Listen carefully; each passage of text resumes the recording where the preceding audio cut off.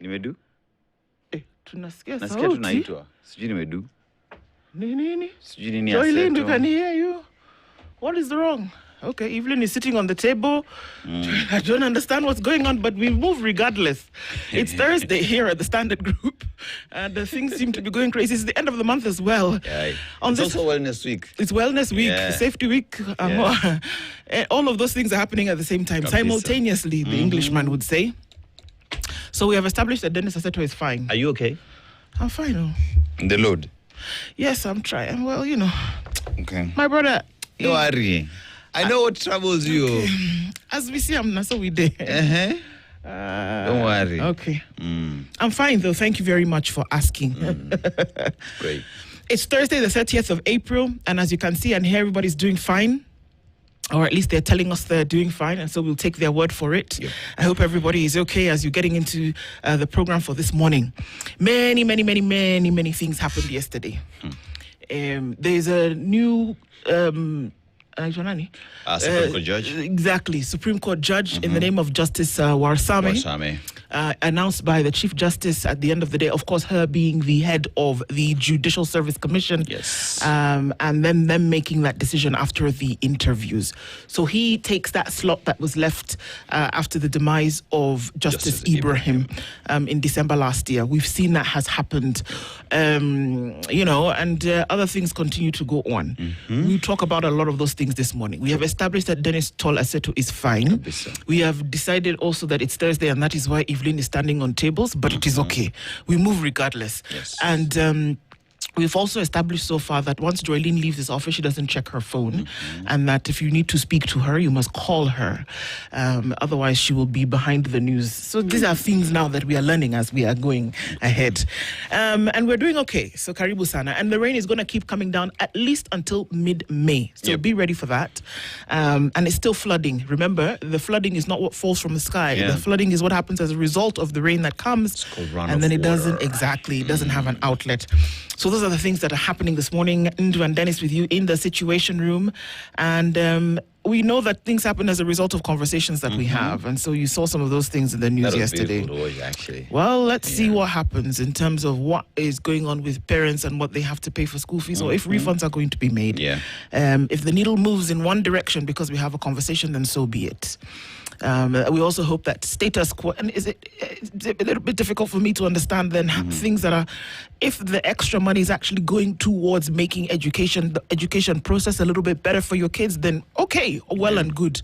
But if we see now that they will tell us that because the ministry has called out certain things, that they will then say, well, because of that, we cannot provide 1, 2, 3 for your children. I hope that will not be the case.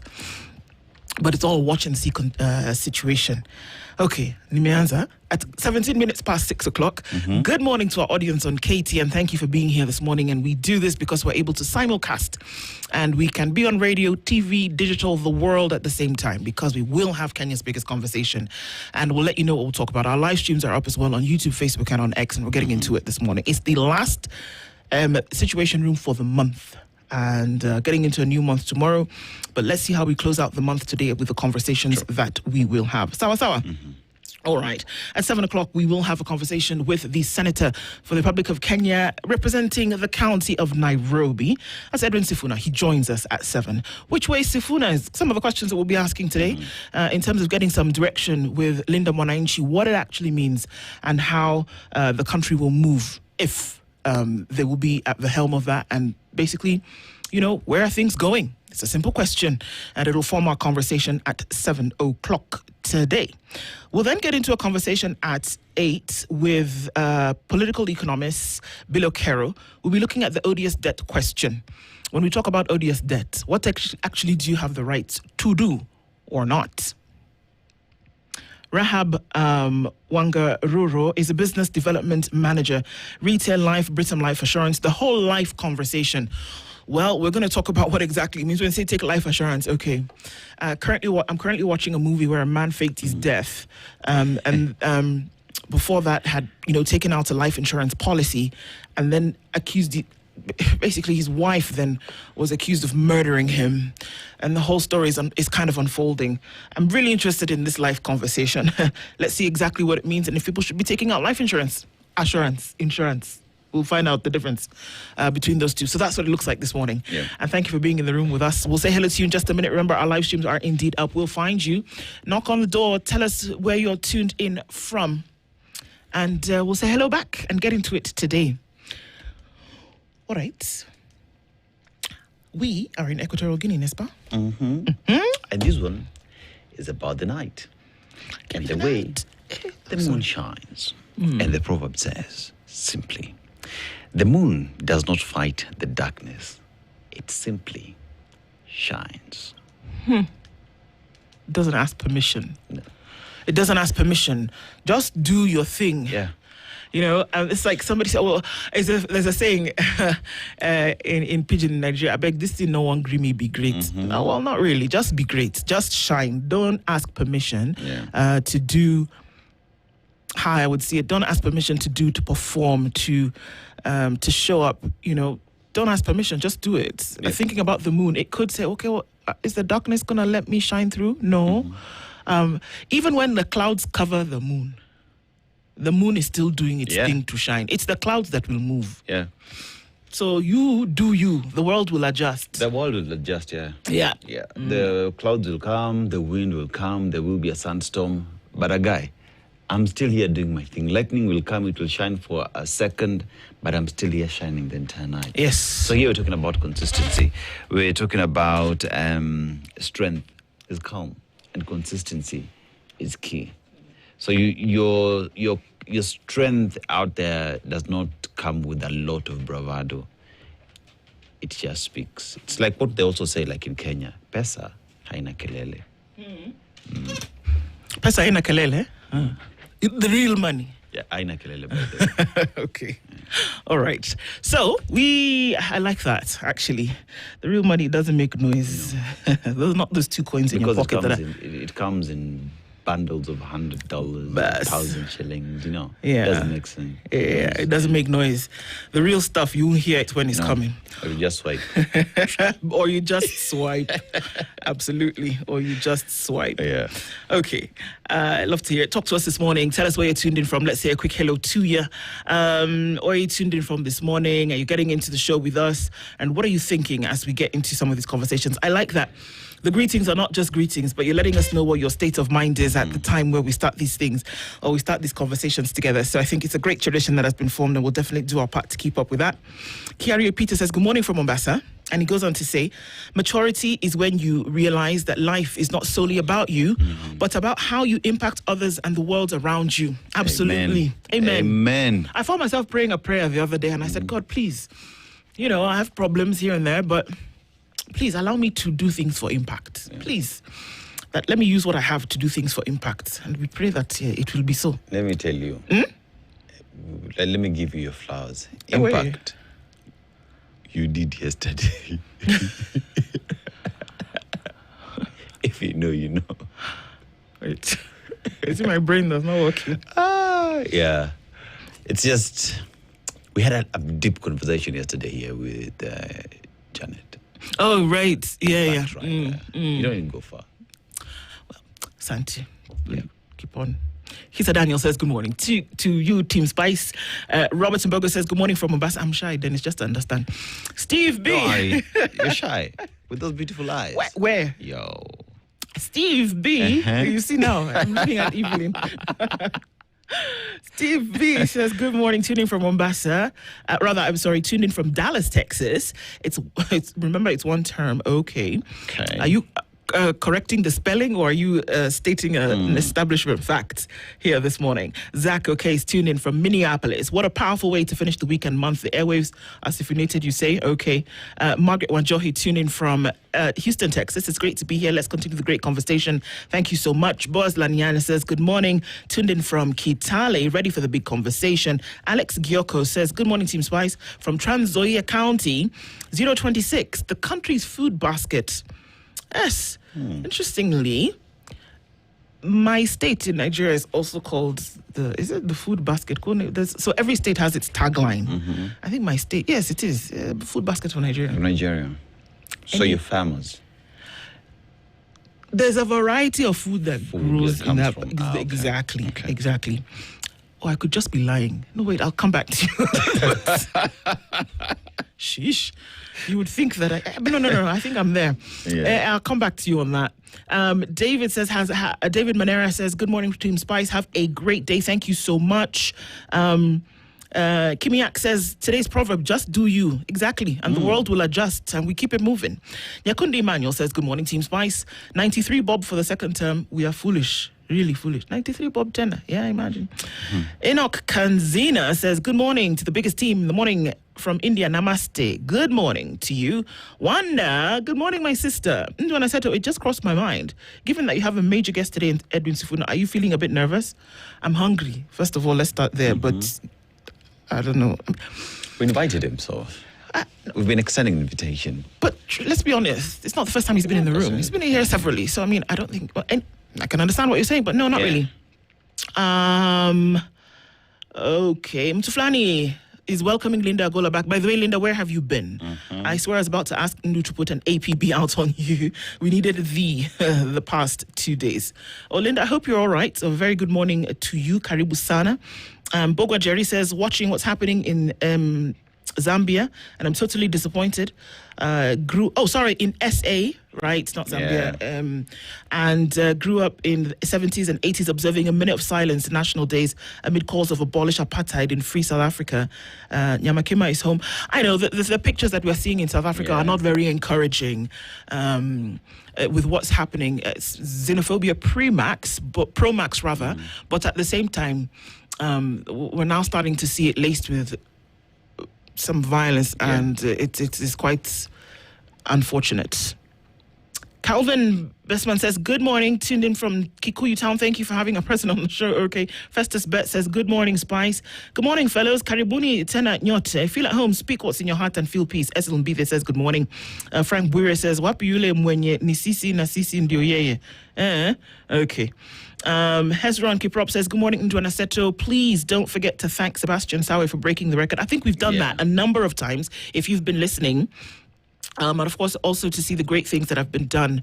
The water salute by Kenya Airways as he came back into the country. We have been mentioning this, Hezron.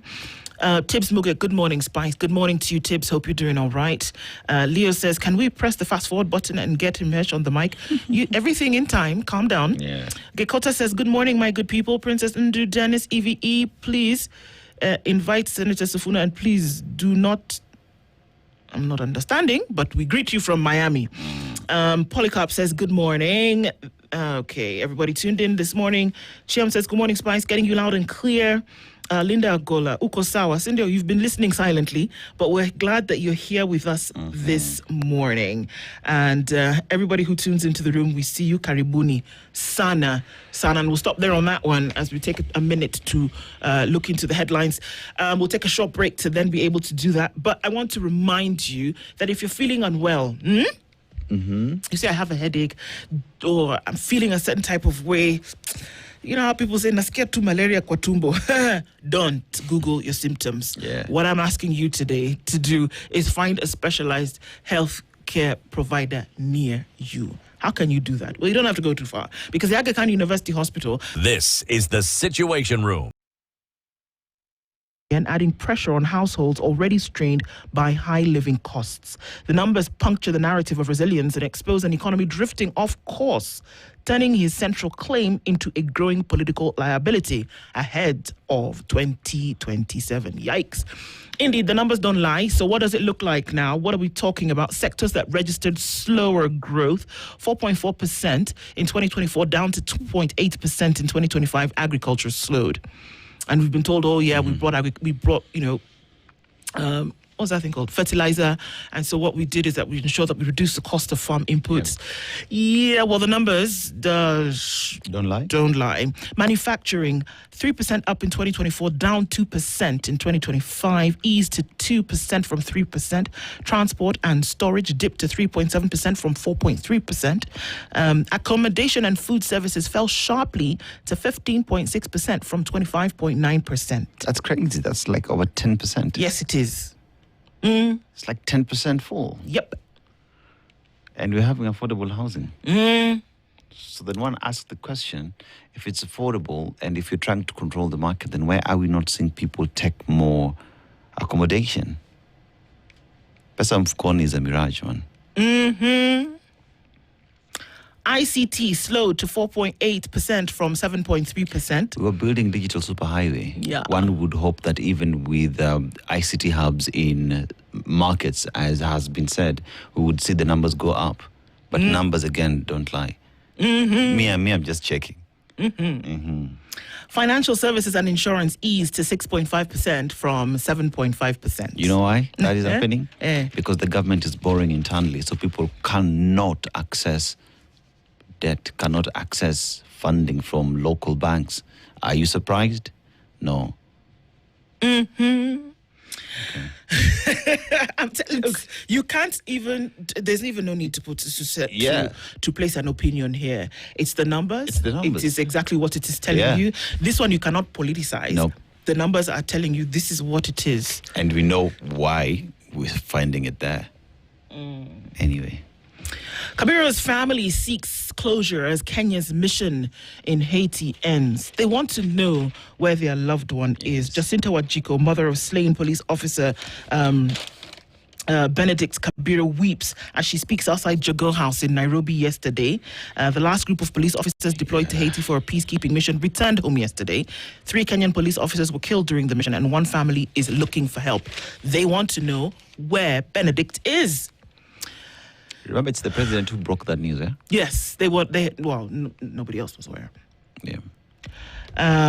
Children welfare during relocation case matters in terms of what happens to them. Of course, coming out of the courts. Athletes are urged to trademark brands to boost the economy. It's interesting. You know what? Sawe did what he did. Yeah. First human being on the planet to run a marathon in sub 2. And then we saw a gentleman who was in the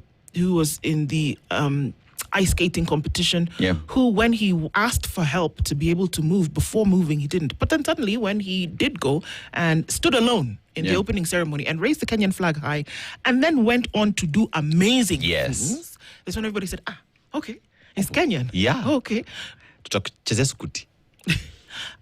what I think. I keep saying that sports is probably the most surefire way to put yourself on the map. On the map. So support is needed for a lot of these folks. About it. We don't have ice here. Cindy, we don't have snow, but there's an individual who, out of his own way, goes out there and performs extremely well. What does that say about giving an opportunity to individuals who really want to succeed in sports? Just kidogo pesa to injecting here.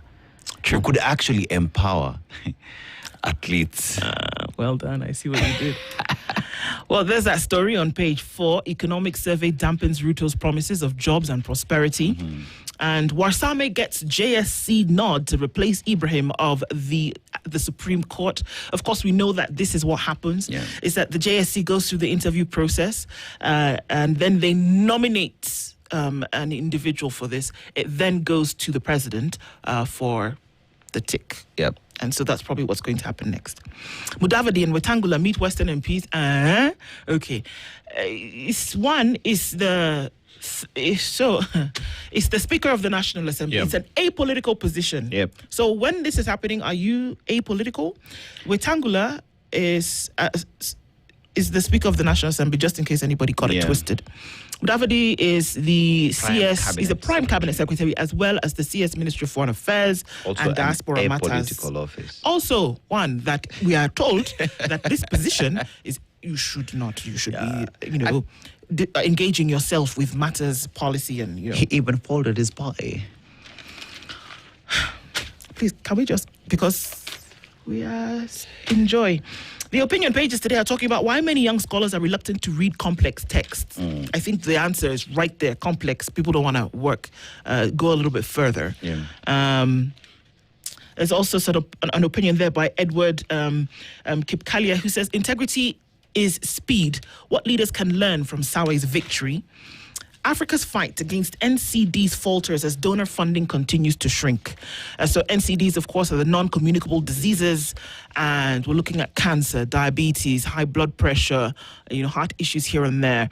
But we're saying at the same time that there's no funding for it, so we can't handle it. Again, I hold my peace because it behoves us to say, what can we do with what we have? We have, yeah. Into the business standard, there's just one story there that I want to look at really quickly. There are many stories there, but this one is interesting. Energy price surge to worsen Kenya's inflation. So the cost, it sounds like a no-brainer. The cost of energy is going up because of certain global factors. Yeah. What that means is that it's going to worsen inflation, not just in Kenya. The World Bank has said this, but not just in Kenya. It's going to happen everywhere else. Now, tie this to the story that's on the Standard front page in terms of how the numbers don't lie. There are different factors that play here. But then also, these are the data that you would then use to then make decisions about the promises that you make. Because a lot of times you can infer from things like this. So should you at this point be talking about how your economy will definitely grow when these are the things that you're looking at? Perhaps those are things to think about. All right, over to you, sir. Actually, on page 10, we have that story on Oroba arrested in fresh attempt to enter Senate after a court verdict. And, all right, alienda job. Nimekuja hapa kufanya kazi. That's what she said. That's what she said. Yep. But anyway, let's go to the Daily Nation. Slow growth. And what we're seeing here is economic productivity is at its lowest in President Ruto's third year in office compared to his predecessors Uhuru Kenyatta and Mwai Kibaki. So at the end of the third year, Kibaki had doubled the country's gross domestic product, but growth rates are declining under Ruto. Now, most new jobs were created in Ruto's first year in office, just like under Kibaki, while the jobs figures peaked in Uhuru's third year. Now, on cost of living and economic productivity, as measured with the real wage and GDP growth rate, Ruto and Uhuru trail Kibaki. And they also have exposed fertility farms plot to bribe senators over surrogacy bill. Yeah, agencies seeking to sway proposed regulation of Kenya's surrogacy industries face accusations of raising funds to bribe senators. So there is that issue of members of parliament getting bribed that is there as well. And that just goes to also ask the question then, if that's the case, who do we have in office? What's the promise of the plan in fighting corruption? Right. If individuals who are supposed to legislate and implement this, allegedly, someone is actually financing to bribe them. That's just what we hear. Yeah. We also have Supremacy Court Judge nominee and Court of Appeal Judge Mohammed Warsame has been nominated for appointment by Supreme Court Judge. And court KDF officer unfit to stand trial for wife's murder. So age for Anita Mugura was 29 years old, who was killed by the husband Edwin Kaunga, who is a KDF officer. And the family awaits answers after officer went missing in Haiti. So that family as well just calling for assistance so that they can get closure with regard to their missing loved one. Now, a new malaria spreading species threatens Nairobi and other cities. And for a very long time, it's been said, when you live in Nairobi, you are almost sure of not getting malaria. But here now we're being told that could stop being the case. It could change. We've all used the explanation of, okay, mosquitoes in Nairobi bit me, but, Nairobi mosquitoes don't carry malaria. It's called the Anopheles. It's called the Anopheles mosquito that carries the malaria thing. And those are not resident in Nairobi. So are they telling us that there's another species of mosquito that's now available, that's now present in the Nairobi area that could cause malaria, or that the Anopheles has migrated? Which one? So what they're saying is that an excavated site full of murky water in Syokimau, Machakos County is surrounded by apartments. It is about the size of a football pitch, and they say human activities could be fueling the spread of Anopheles stephensi mosquito species. Okay, so it's the same one. So it's the same one. But they're looking at how that then would change the story. That Nairobi now might be a hotbed of malaria. Wololo. Yes. But this one now is actually the dominant malaria vectors in Kenya include Anopheles gambiae. I hope I'm not butchering it. And Anopheles arabensis. Okay. Yeah. Tuachie hapo. Okay. Slow GDP growth but higher earnings. Ruto's mixed bag on economy. So we have higher earnings, but economy is slowing down anyway. Agriculture fetches 1.75 trillion despite fall in vital cash crops. So you were just talking about the economic survey on where the country is at with regard to that. And TVET admissions deep as varsity enrollment rises. Yeah, so many are going to universities. TVET is seeing fewer students as the days go by. So those are stories that we have here on the Daily Nation. If you could look at the Star. All right. Economy creates 822,100 new jobs despite the slowdown. That's the angle that the Star has taken with this. Over 30% in construction sector thanks to affordable housing. And that's what we're being told by the story.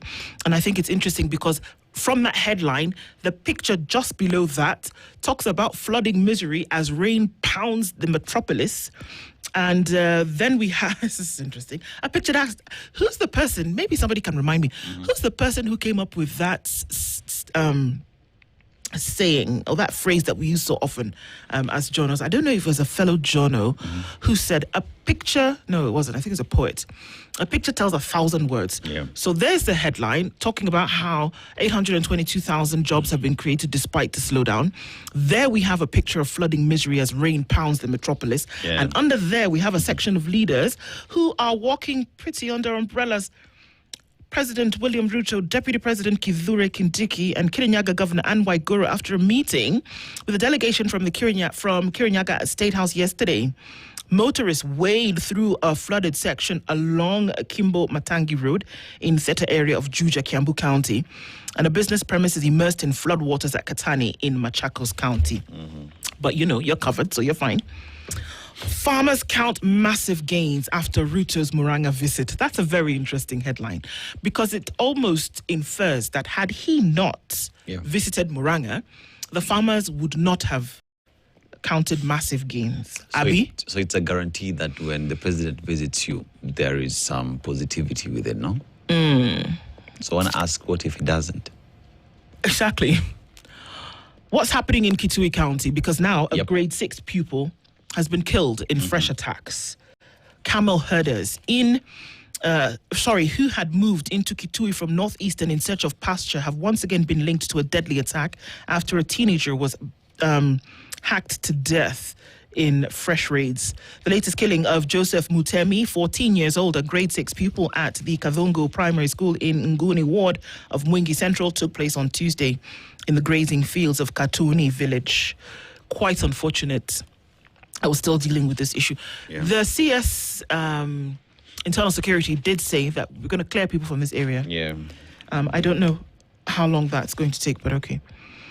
Bikes boom, drive spike in vehicle registration. So we see a lot of people registering vehicles. These vehicles that we're talking about are the two-wheelers. Okay?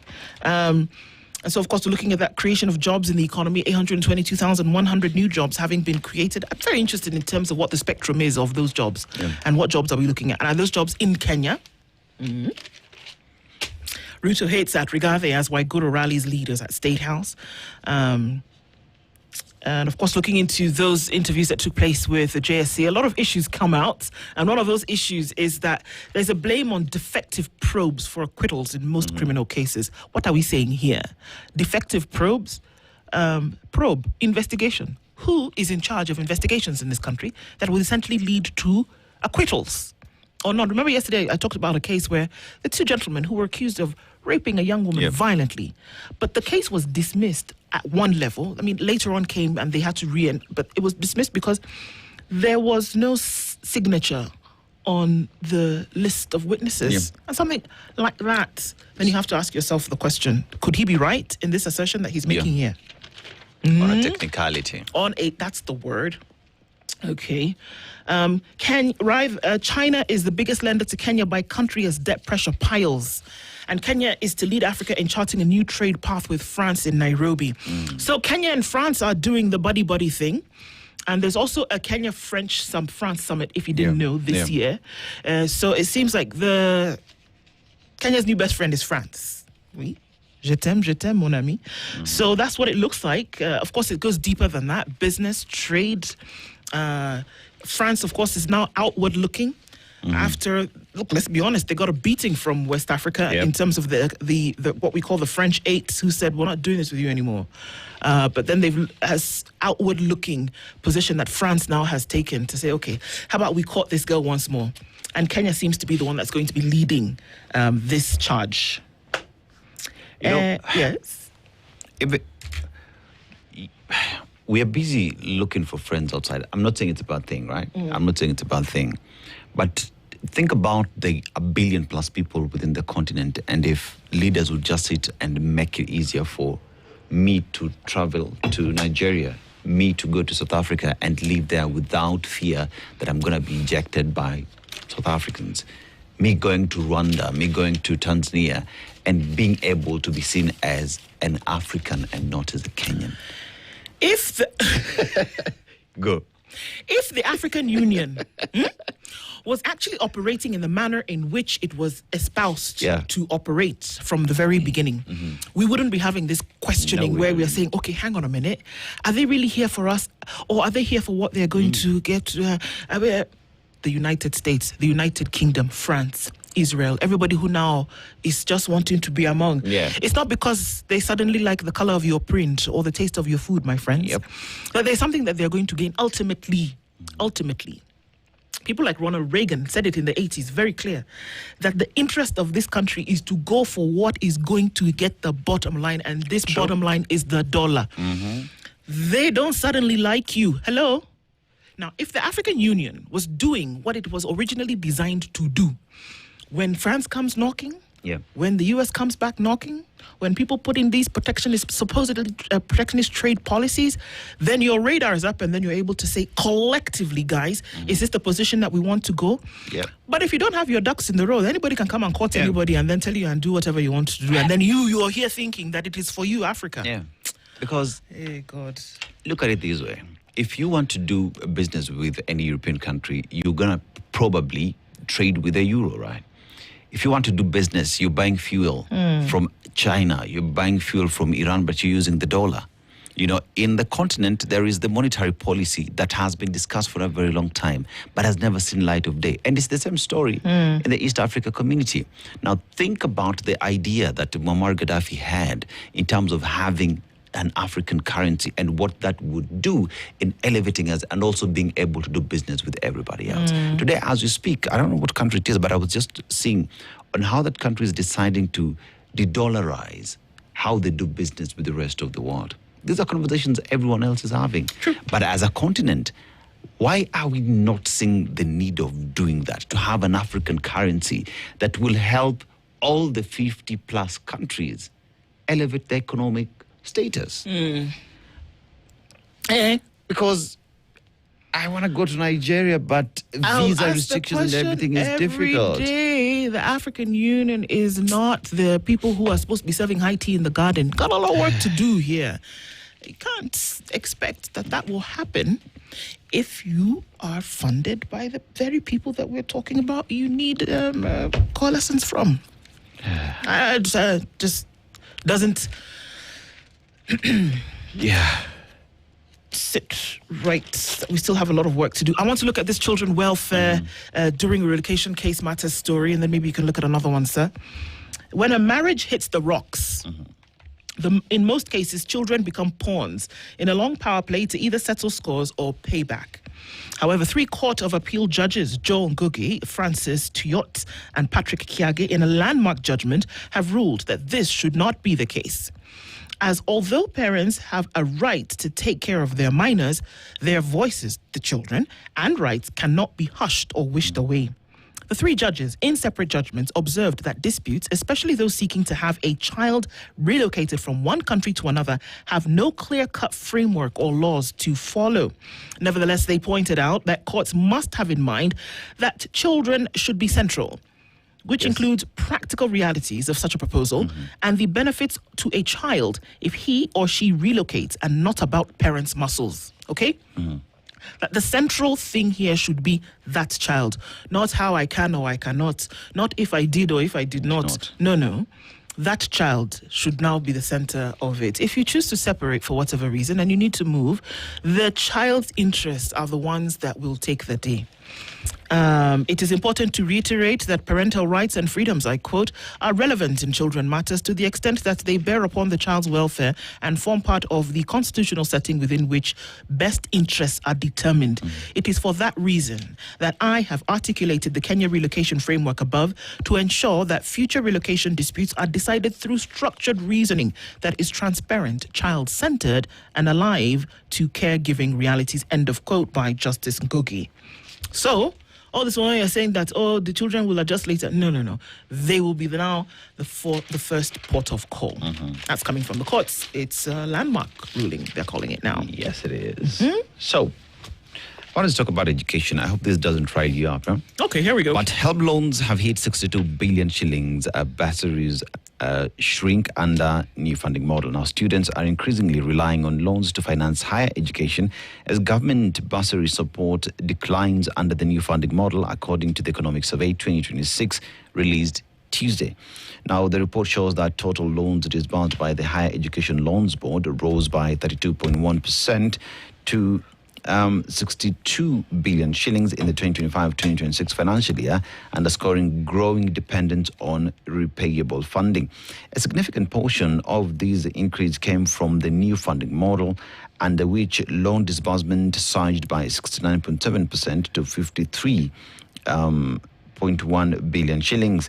In contrast, bursary allocations dropped sharply by 37.4% to 145.5 million shillings, signaling a shift away from non-payable support. The decline has been attributed to the exclusion of students who qualified for scholarships under the new framework. So we're seeing that help loans have gone up because then that is a loan that you have to pay back. But on the other hand, bursaries that ordinarily would be like a scholarship have gone down. So yes, HELB has disbursed more money, but for those who in one way or the other would not be able to afford HELB loans, right, are finding it difficult to access education. So one asks the question, should, even as HELB goes up, should we then increase as well the number of students who need bursaries to access education? You know what I think? That from the level whereby funds are needed to send children to school until the tertiary part, varsity part, until the higher education, where it is needed, whereby you're providing this help anyway, I think it should all be collapsed into a federal system. That fund should be one fund. And that you apply to this one fund. You see all these things that we're talking about, bursary, county, MP, NGCDF, whatever, NGCDF, everybody who gives money, the president's fund, wanting. I think you should have one fund. If it is of a public nature, have one fund. Then there are also private funds, and I think all of those should be collapsed into one fund. So whomever it is, and we already know who they are. There's Equity Wings to Fly, there's KCB, I don't know who. All of these people who give corporate money to students. I think you should have one fund, and it's a private fund. And then people apply to the fund, but we have many contributors then who now say, well, we've given such and such amount into this fund. And then now the principals or the folks who decide how money is given, they know that this 10 million, 100 million has come from all of these stakeholders, that you can now give money out to students. The public fund, one fund, so that nobody can come and tell you now, I had 100, I gave 2, 3, 4. No, one fund from primary school to university. It's a federal system. You know that you can actually have scholarship for children from the time they're in grade 1 till the time they finish year 4 or 5 or whatever the case may be, on need basis. But you see, and stop all this politics. The reason why all that we're talking about makes so much sense, but is not so common on the other end, is because bursaries have been used as a political tool. They are a political tool. Not necessarily because it is there to solve education problems or access to education. It's because at the end of the day, I want to go back to my people and say, during my tenure, I gave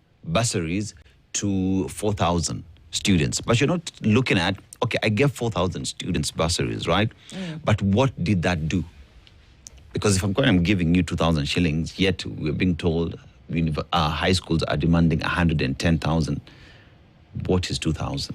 Nothing. So the reason why this would never shift is because for a very long time, education, especially funding of education, has been a political tool. It is a campaign ticket that many have used. So perhaps we need to sit and have discussions, honest discussions, on how we fund education using a federal system. I just have to say you're right, because otherwise we're going to continue having these problems. Morning, 7 a.m.